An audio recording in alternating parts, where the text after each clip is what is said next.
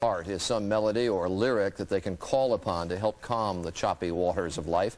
For many, that power belongs and has belonged for over 2 centuries to the spiritual Amazing Grace. It has certainly been a force in the life of the gifted Judy Collins, and not just because she turned it into a hit record. She's written down her thoughts and feelings about the pearl of spiritual songs, as she calls it, in a new book which is titled, appropriately enough, Amazing Grace. And it is a great pleasure to welcome you here, and it's a delight to hear you sing this. It's always wonderful to listen to it on record, and it'll be nice to hear it in person. Thanks. You wrote down your thoughts on this, and I want to ask you about how you feel about the song, but you say it so well. Let me get you to read a little. I bracketed a little part here, and she said she'd read it. Thanks, Charles. Well, this is Amazing Grace. It's the new Hyperion book, which is a Disney company that they asked me to do a piece about it, and I've always been moved by the song, so I'll read you something that I wrote at your request. Right. I wrote, Amazing Grace has always been a presence in my life, a set of wings to lift me, a shield of light to comfort me. The song is like an angel on my side. As certainly as the sun coming over the horizon banishes darkness, the song's beauty transforms the listener and lets him, lets her let go. All from one song. When did you first hear it? I must have known this from the time I was about 4 or 5 years old. My mother sang it, my father sang it.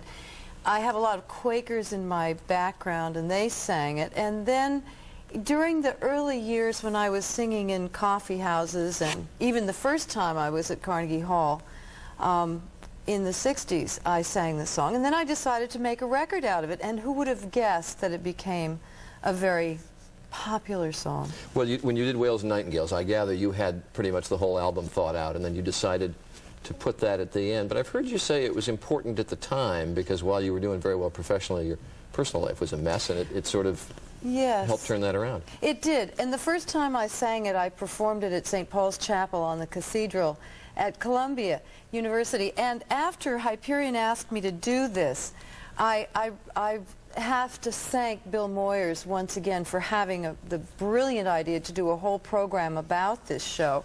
And about the song Amazing Grace, and he brought me back to St. Paul's Chapel where I sang it again. So it was beautiful to be able to write about the song in an introduction that I do in this book. And had healing power for you at that time. Very much so. It always has. It's affected me very deeply. You mentioned you'd sung it, you said the first time I sang at Carnegie Hall, I sang it. You're going back there to sing in November, did you tell me? I am. November the 15th I'll be back, and of course it's refurbished and redone. I think this is the second time I've been there since they did the restoration. It is a song, as I mentioned a moment ago, that's over 200 years old, but do you sort of feel like it's yours, having had the success with it? Well, I feel so close to the song, and when I sing it, it's immediately accessible to me.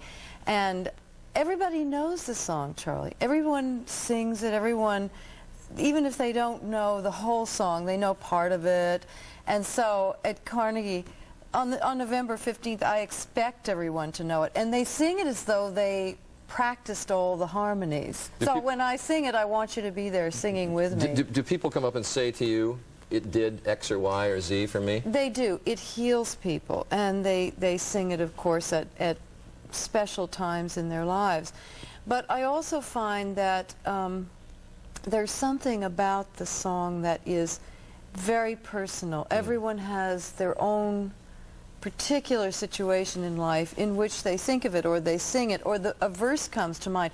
One of the things I did with this discussion of the book is to make a recording of all the verses that I never sang, which is coming out on Random House with the book. Well, I know you're going to sing a couple of verses that people don't know very well. We're going to take a commercial break, come back, and hear you sing Amazing Grace. Thanks. Great. You'll sing the harmony with me. I don't think so. It's 12 minutes before the hour. Good morning, America. We'll continue. Stay with us.